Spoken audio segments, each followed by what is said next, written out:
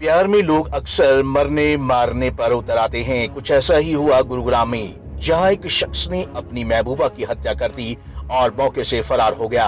19 फरवरी को दिन दिहाड़े सेक्टर 50 थाना क्षेत्र में आरोपी ने अपनी ही प्रेमिका की हत्या कर दी, जिसके बाद से ही पुलिस आरोपी की तलाश में जुट गई थी और अब पुलिस ने इस मामले में खुलासा करते हुए आरोपी को गिरफ्तार कर लिया है।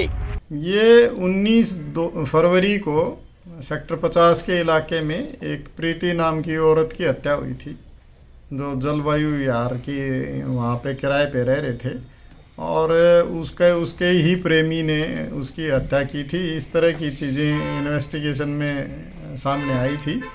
उसके पति ने भी इसी बात के बारे में FIR दर्ज कराई थी।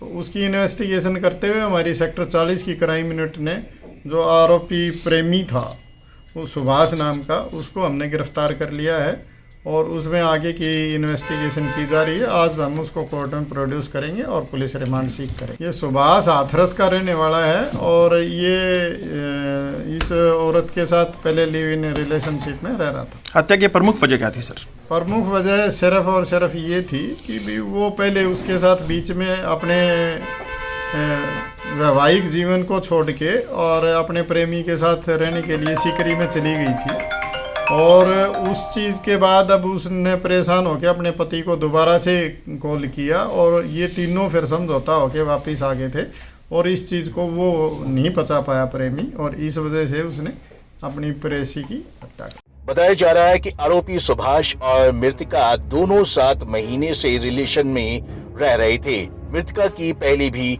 शादी हो चुकी थी, लेकिन वो अपने पति को छोड़कर सुभाष के साथ राजस्थान के सिकरी में लिव इन रिलेशन में रहने लगी। इस दौरान सुभाष ने उसके साथ कई बार मारपीट की और उसे प्रताड़ित करने लगा, जिसके बाद मृतिका फिर से अपने पति के साथ चली गई।